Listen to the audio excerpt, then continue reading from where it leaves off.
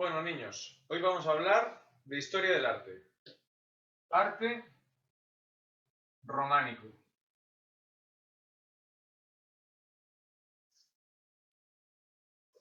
Lo primero, ¿qué es el arte romántico? Es el primer estilo artístico internacional que se da en Europa. ¿Qué es un estilo artístico? Un estilo artístico son las manifestaciones artísticas tradicionales, arquitectura, pintura y escultura, con una serie de características comunes. Entonces, ¿qué marca esta serie de características comunes? La situación que se da en la época medieval, que es cuando surge este estilo de arte. Estamos hablando siglo XI. Siglo XI. Y las características que dan forma o que influyen en este estilo artístico son el feudalismo, las peregrinaciones y la iglesia. Estas tres son los factores que influyen en este estilo artístico. El feudalismo es la estructura de organización sociopolítico-económica, el tipo de gobierno que había en ese momento. Las peregrinaciones, pues el fenómeno de las peregrinaciones influye en el tipo de características que se dan en este estilo artístico. Las peregrinaciones a sitios sagrados, a iglesias, etc. Y la iglesia como principal protagonista como monopolio de la elaboración artística de la época. ¿Por qué se llama románico? Porque continuó con las tradiciones de los romanos, de ahí su nombre. Ya dijimos, siglo XI, ¿vale? Época medieval. ¿Cuáles son las manifestaciones del arte tradicionales? Son tres. Arquitectura, pintura y escultura. De estas tres manifestaciones vamos a hablar del arte románico. La primera, arquitectura.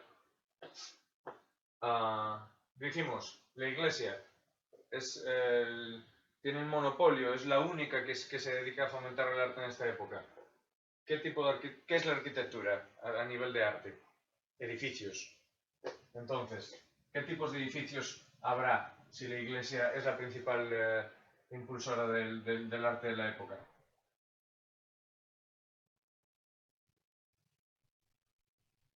Templos cristianos,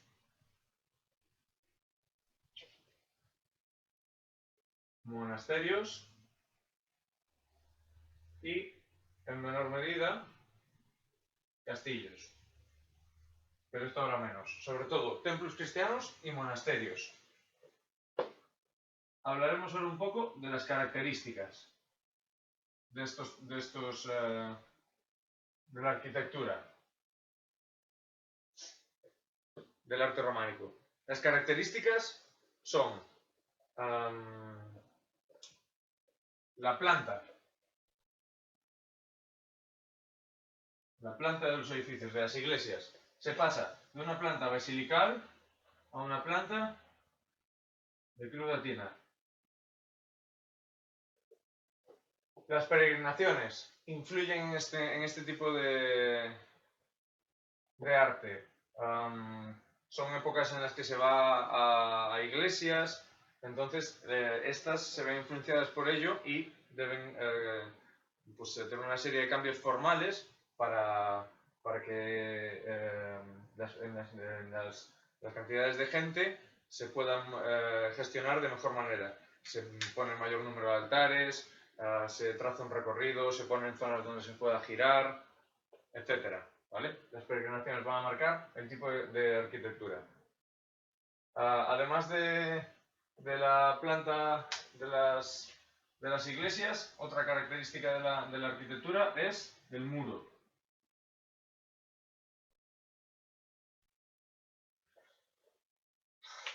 En la época, los muros son los grandes soportes de los edificios de los que hablamos, templos y monasterios. Deben estar con unas ventanas pequeñitas. ¿Por qué? Porque si se hacen muy grandes, no serán capaces de sostener todo el peso del edificio, ya que están hechos de piedra. Entonces, se dice que el muro prevalece sobre el vano, porque los edificios son muy grandes, voluminosos, con muros muy grandes, y son característicos de la época. Otras características de la arquitectura del arte románico, los pilares.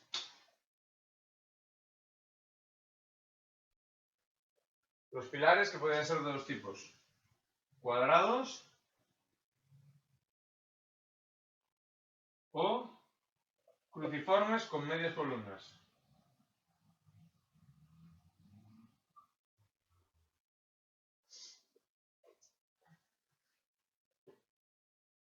Otra característica de la arquitectura, las bóvedas de piedra. Grandes bóvedas de piedra que podían ser bóvedas de cañón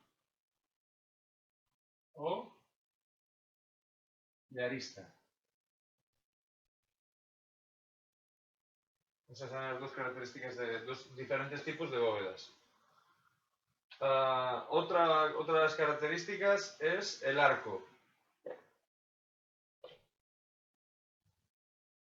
Siempre redondo, diferente a otro que veremos más adelante en otro estilo artístico. Redondo. Pero habría de dos tipos: fajones y formeros.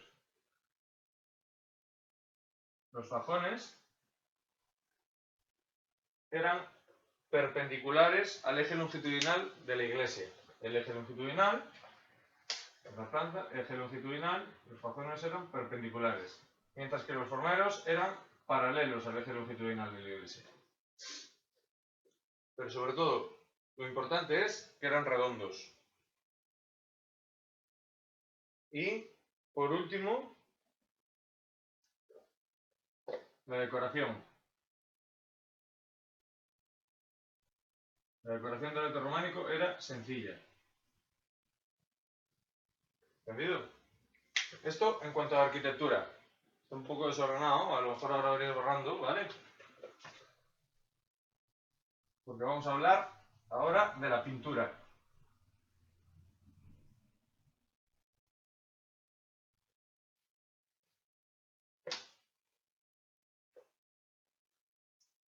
La pintura. ¿En dónde se pintaba en esta época el arte románico? Principalmente en muros y en tablas. ¿En qué muros y en qué tablas? En el interior de los edificios, de las iglesias.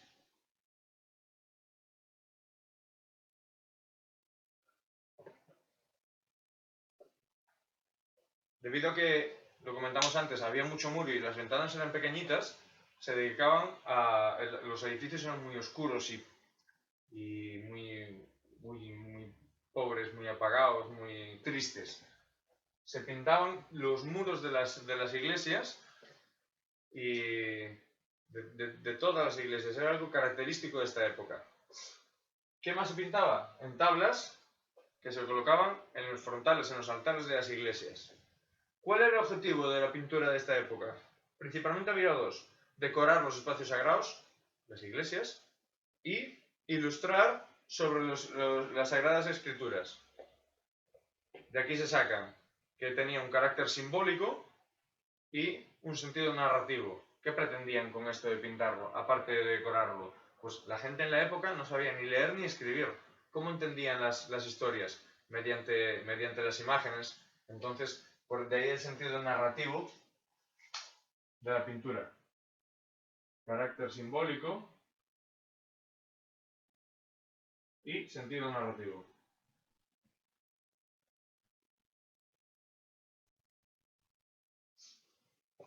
De aquí se sacan una serie de características de la pintura, como son los perfiles de trazo grueso, las formas esquemáticas, los pies en forma de V, la simplicidad de los detalles, al igual que en arquitectura, la simetría compositiva, que fueran igual, de un lado que de otro, la rigidez, la frontalidad, la intensidad de los colores, que eran siempre azules, amarillos, rojos, naranjas, sobre blanco.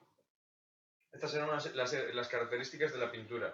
La representación gestual, pues se buscaba un expresionismo gestual, unas pinturas con un carácter, con unos rasgos fuertes, queriendo transmitir.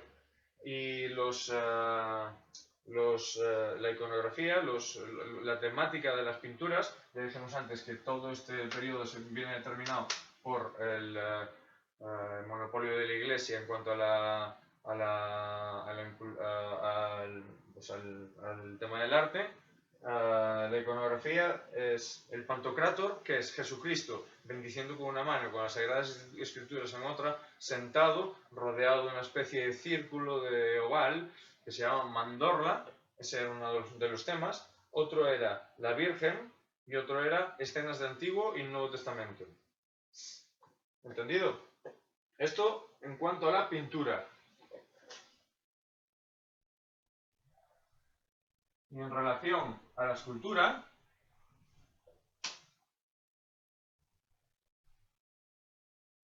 la escultura del arte románico estaba totalmente adaptada al marco arquitectónico, es decir, que le dábamos importancia a la arquitectura y la escultura pues era un complemento de ella, un elemento subordinado y complementario. Las características de la escultura eran la rigidez y ausencia de movimiento, la frontalidad, ya que estaban en marcos y en fachadas de edificios, y un rico contenido simbólico. La representación gestual, al igual que en la pintura, era el expresionismo, y la iconografía era el Pantocrátor, que antes ya explicamos, Jesús sentado bendiciendo con una mano y con las escrituras en la otra. El crismón trinitario, que esto es la idea de Jesucristo como inicio y fin de todo. Y el bestiario, que son una serie de animales muy presentes en la época. Y en cuanto a la escultura y la pintura, que no dije antes y me olvidé, eran las características comunes a ella, era que una visión alejada de la realidad, arte no realista, antinatural y cargado de mucho simbolismo. Estaba totalmente en contra de lo que antes era la antítesis del arte clásico. Bueno chicos, anteriormente hemos hecho una breve introducción sobre el arte románico. Ahora vamos a poner dos ejemplos muy próximos a nosotros.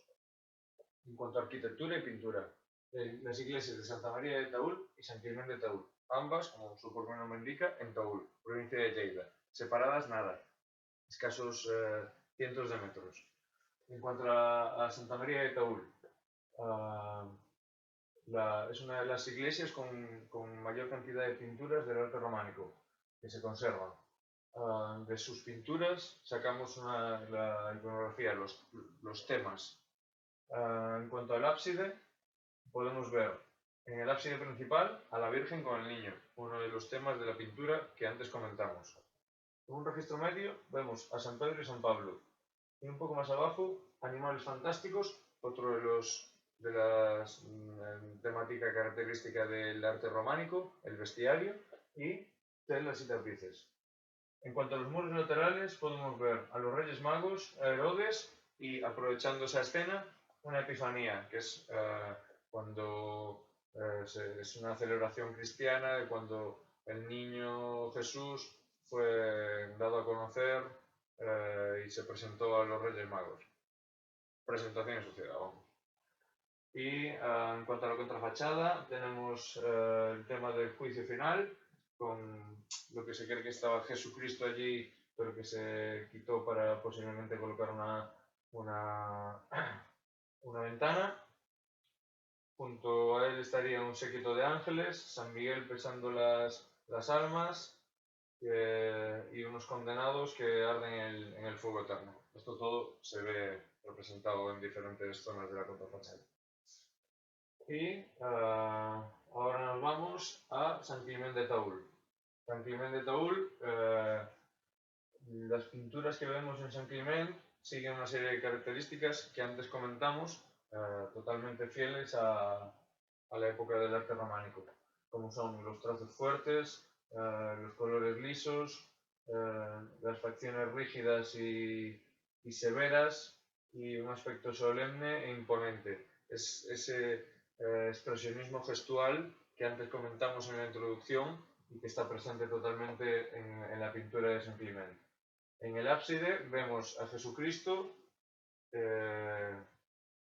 uno de los temas que comentamos antes también, el Pantocrátor, rodeado alrededor de la mandorla por los tetramorfos, que son los cuatro evangelistas, el ángel de Mateo, San Juan representado por el águila, San Marcos representado por el león y Lucas representado por el toro. En el arco triunfal, arriba del ábside, podemos ver la mano de Dios y el cordero de los 7 ojos. Y en cuanto al muro lateral, vemos una parábola, la de el rico Pulón y el pobre Lázaro. Son dos iglesias que están totalmente pintadas, tanto muros como columnas, contrafachadas, etc.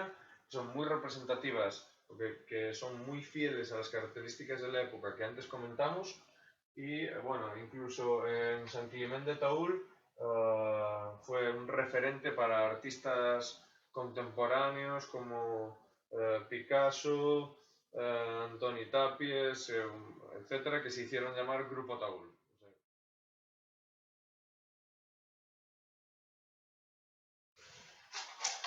Bueno, chicos, estamos aquí para hablar ahora del arte gótico. Primero vamos a contextualizarlo. ¿Qué es el arte gótico? Es la segunda manifestación artística a nivel europeo, que se da entre los siglos XII y XIII, acaba de los siglos XII y XIII. ¿Dónde se da? Lo puedo comentar en el continente europeo, pero la zona cero donde se inicia es en Francia. ¿Por qué se da? Bien, en esta época se dan una serie de cambios a nivel social y económico que va a influir en la cultura y en el arte debido a, pues primero, a la situación de estabilidad que se da en el continente, a la ausencia de guerras, y segundo, una transformación agrícola. ¿Esto qué va a repercutir? En un aumento de la productividad, un aumento del comercio, y nos va a llevar a la creación de los burgos, los precursores de las ciudades. Entonces, esto va a influir de manera importante en el arte y se va a cambiar se va a cambiar la perspectiva hacia un refinamiento del arte y hacia lo natural frente a lo simbólico de donde se viene del arte románico. Es la aparición de la segunda gran manifestación artística del continente. Metiéndonos ya en las diferentes manifestaciones del arte, arquitectura, las artes plásticas, escultura y pintura, primero vamos a hablar de la arquitectura. La arquitectura sigue siendo eminentemente religiosa, pero se da un aumento de la construcción civil, a pesar de que sigue siendo religiosa. Las características generales que se van a dar en esta arquitectura son la monumentalidad, es decir, edificios muy grandes en comparación a los del románico, que ya eran grandes, pero en esto quizás más hacia arriba, se buscará más altura. Y la otra característica general es la relación que se establece entre la luz y Dios. Los edificios se llenan de luz, ya explicaremos luego cómo, a través de las vidrieras, y porque se considera que a Dios manifestándose en forma de haces de luz. Bien, las innovaciones a nivel arquitectónico. ¿Cómo se consiguen estos edificios tan grandes, esa monumentalidad y esa posibilidad de llenar las iglesias de vidrieras cuando venimos del románico, que antes dijimos que era un estilo en el que las ventanas eran muy pequeñitas porque el muro sostenía lo que era el edificio? ¿Cómo se consigue ahora cambiar esa estructura? Pues mediante 3 innovaciones. El primero, el arco apuntado. Acordáis del románico, que era un arco redondo. Aquí es un arco como más en pico, ¿vale? ¿Qué se va a conseguir con esto? La distribución de las fuerzas sea más hacia abajo y soporten mejor las fuerzas que el arco románico, que no podía ser de una gran altura porque se rompería. Bueno, a pesar del arco en pico, de que se redirigen las fuerzas hacia abajo, no es suficiente esto. Entonces, ¿qué es cómo lo solucionan en el arte gótico? A través del arbotante. Los arbotantes son unos refuerzos que se ponen en las zonas, digamos, de conflicto del arco, donde podría tener problemas el arco, para evitar que se abriera el arco, que se cayera. Y la tercera innovación a nivel arquitectónico del arte gótico son las bóvedas en crucería, que son dos arcos en pico, cruzados, que lo que hacen es redirigir las fuerzas de la gravedad a través de los pilares que actúan a modo de nervio, ¿vale? Gracias a estas tres innovaciones se van a poder conseguir edificios mucho más grandes, monumentalidad, y con muchos espacios para la posibilidad de meter vidrieras, gracias a bóvedas en crucería, ¿vale? Van a abrir espacios que van a permitir meter pues, mucha vidriera, que va a ser una característica también del arte gótico, la vidriera, la ventana grande, en comparación con la pequeña del romano.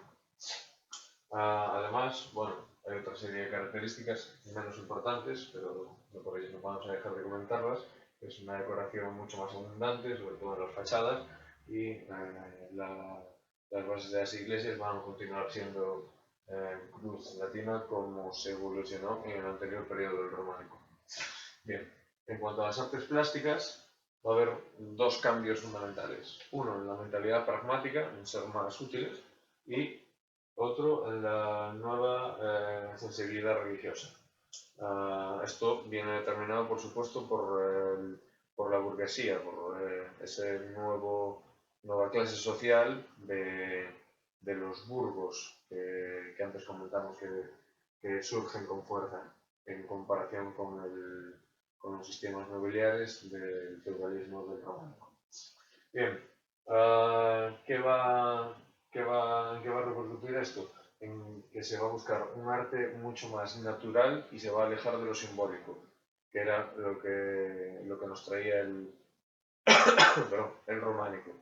La representación de lo místico, la simbología, no. En el gótico se huye de todo eso y se va a una representación mucho más natural. En la escultura hay un aumento de la variedad temática y de los recursos formales.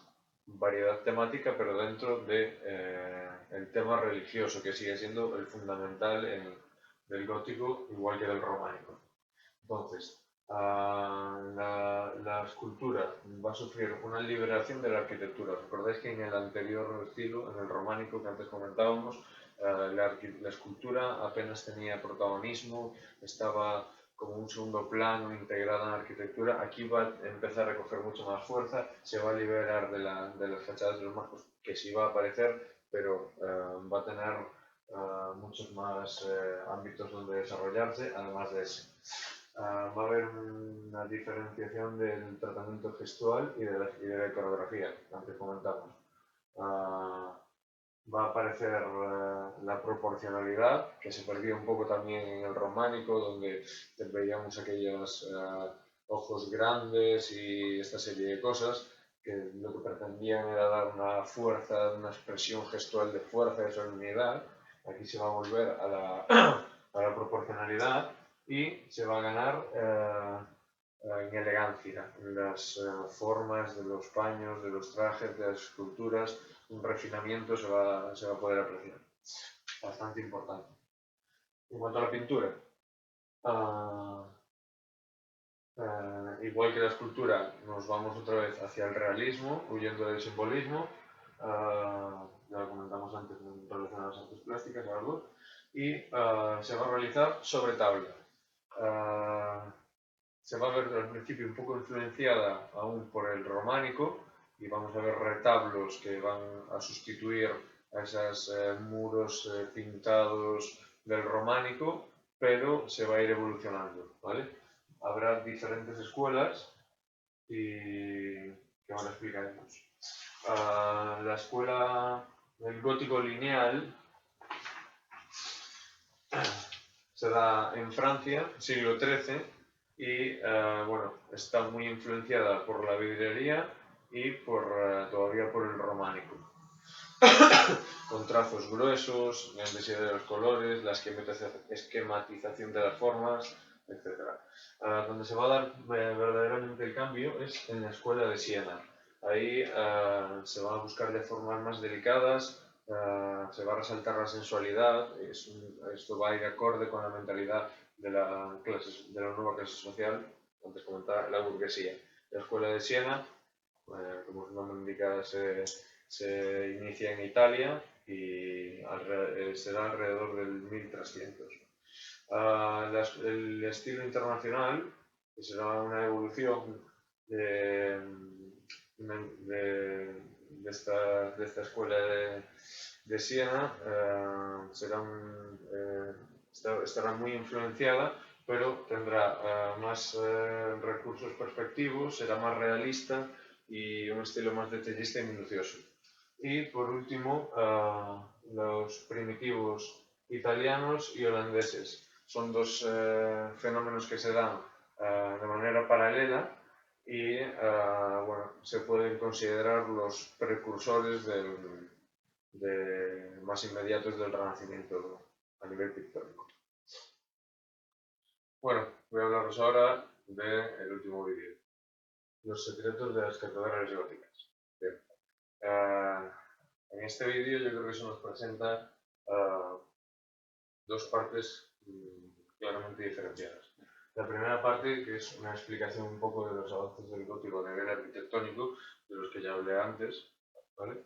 Y una segunda parte en la que se busca dar una explicación a las medidas de las catedrales góticas. Bien. Primera parte. El inicio, se nos presentan diferentes catedrales en las que lo que se pretende es explicar un poquito las innovaciones arquitectónicas antes comentadas.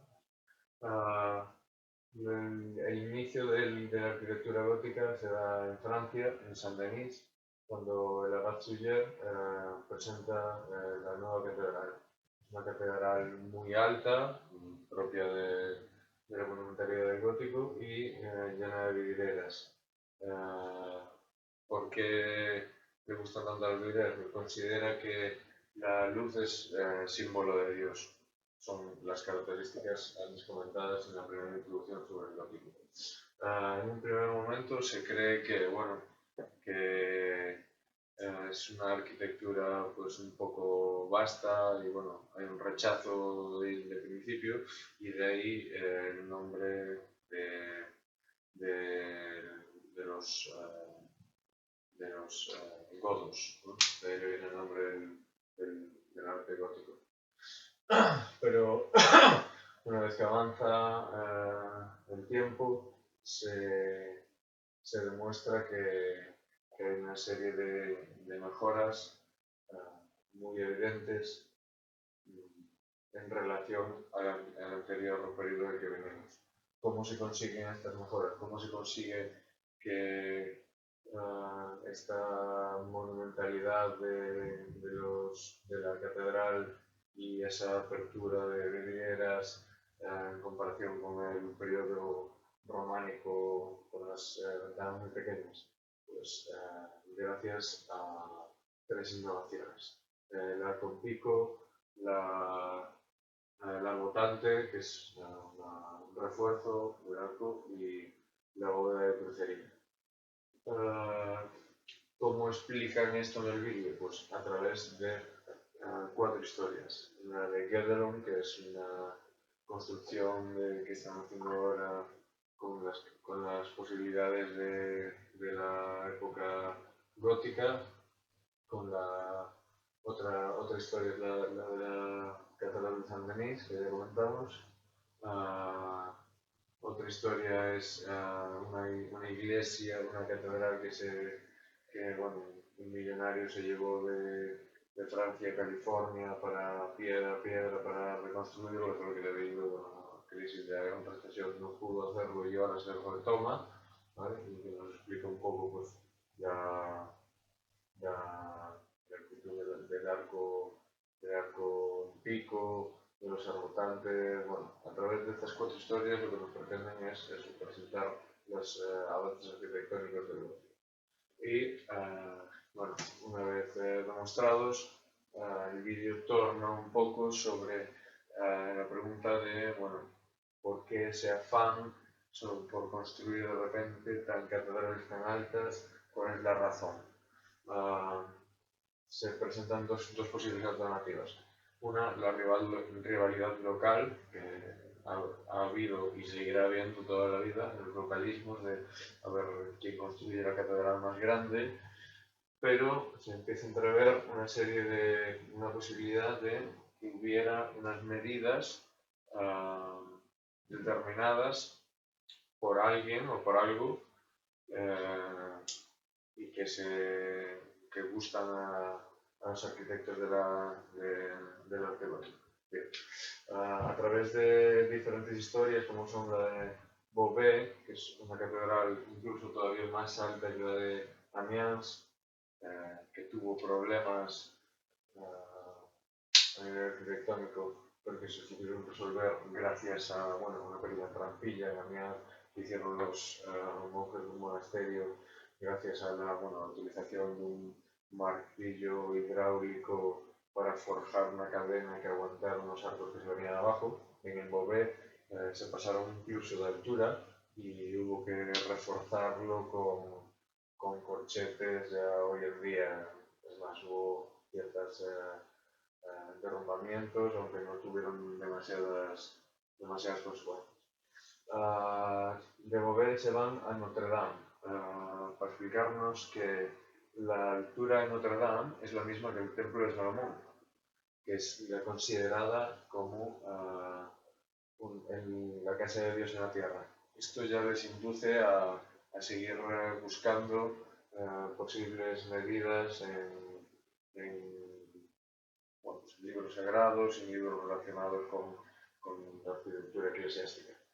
De aquí nos vamos a Chartres, a la catedral de Chartres, donde en la fachada se descubre pues, esculturas de Pitágoras, de Euclides y de Aristóteles.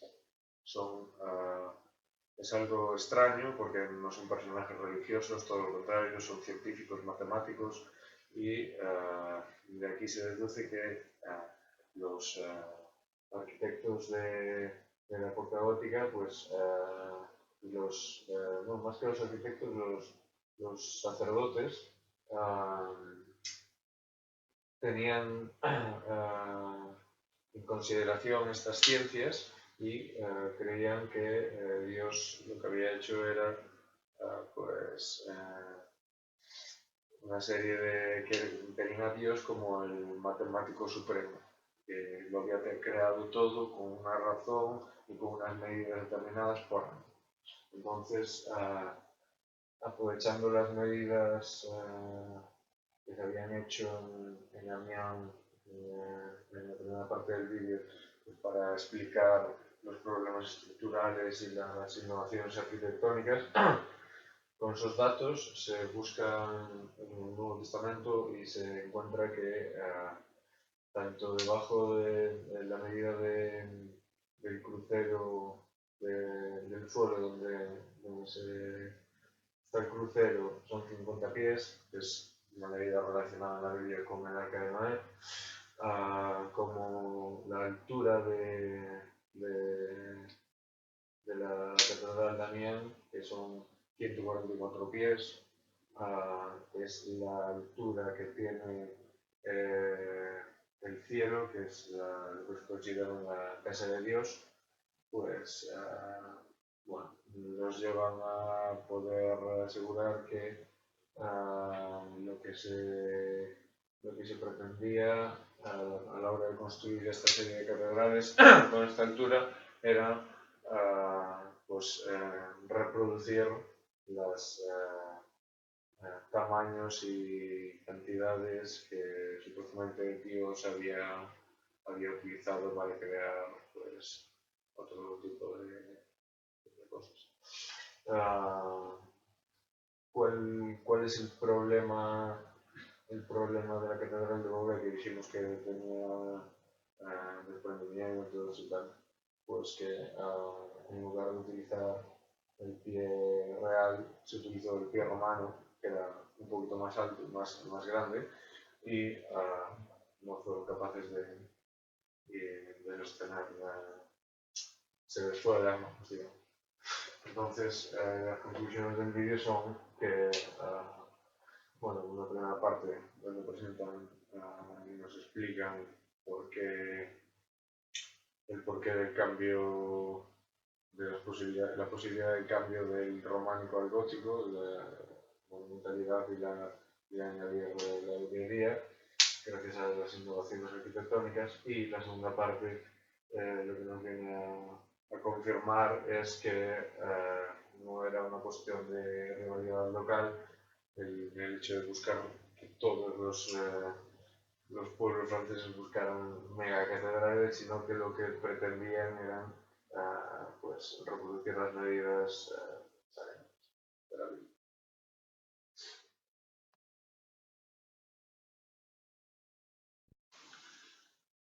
Bueno, ya para finalizar estas presentaciones, quiero hacer un poquito una explicación comparativa entre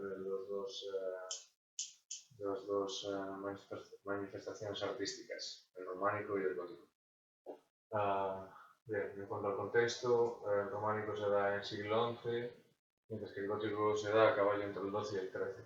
El románico es la primera gran manifestación artística internacional, surge en Europa y al igual que el gótico, que también es a nivel europeo, es la segunda gran manifestación artística.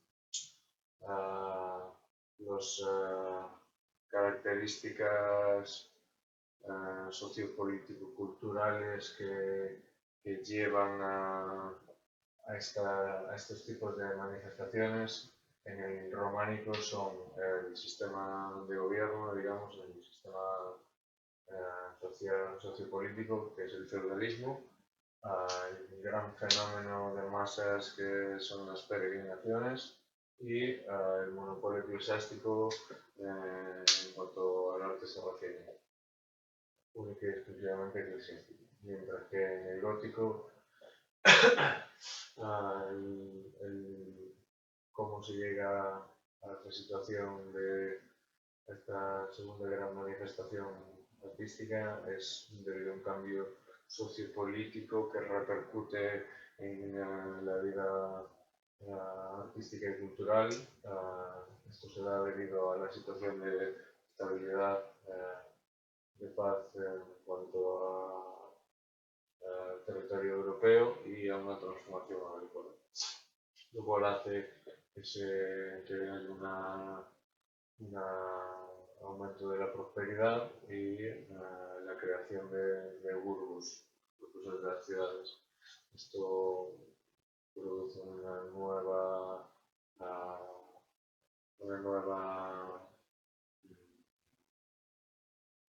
eslabón, digamos, en las clases sociales, que es la burguesía, y repercute en una nueva concepción del arte. Siendo muy generalistas, mientras que el románico busca un simbolismo, una explicación mística de la realidad, el gótico pretende una explicación mucho más natural de la misma. Esto influye en todas nuestras manifestaciones del arte. La arquitectura, donde solo es iglesia, iglesia, iglesia. Los templos son pues, los edificios que se construyen pues, son iglesias y monasterios principalmente.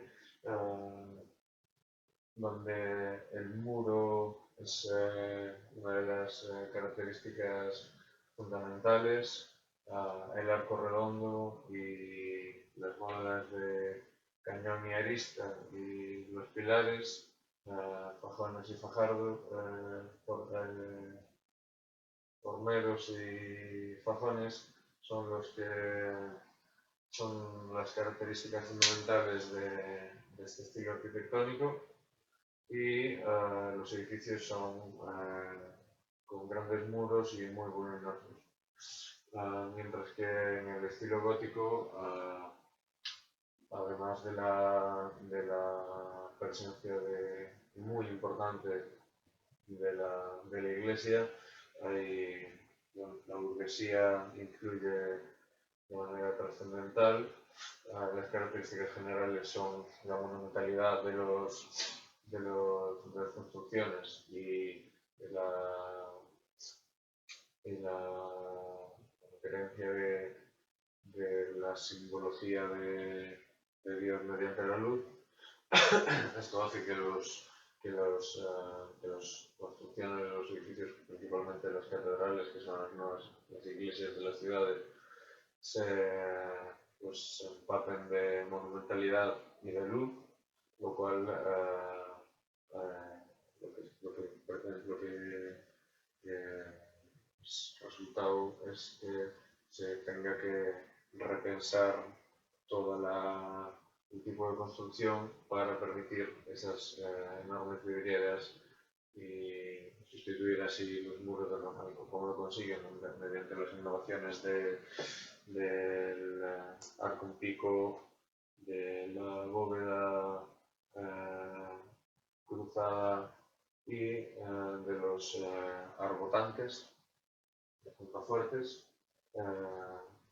Mediante estas tres innovaciones permiten cambiar el tipo de construcción del románico y bueno, pues, cambian totalmente la tendencia. En cuanto a la escultura, el románico está totalmente supeditada a la arquitectura, es un adorno de la arquitectura, no se sale de ahí, una escasez de movimientos, rigidez, frontalidad, etc. Con una temática muy cerrada también, basada en el Pantocrator, en el Quismón Trinitario y en el Bestiario, y con una presencia muy escasa y muy simple, mientras que en el gótico se mantienen cierta temática eclesiástica, pero hay muchísima más variedad, muchísimas más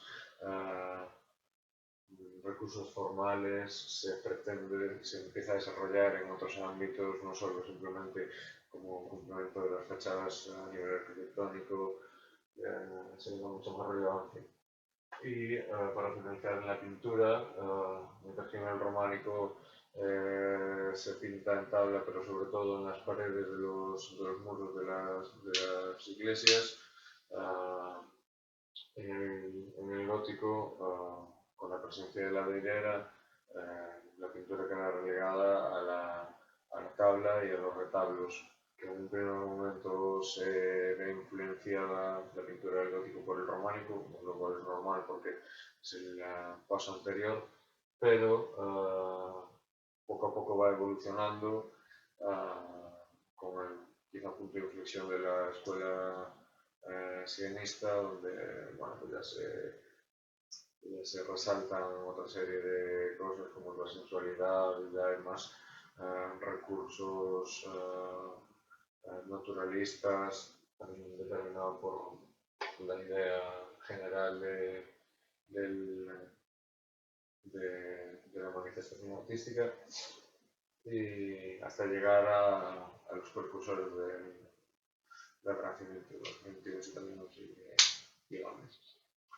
Este es un pequeño resumen, una comparativa de ambos estilos.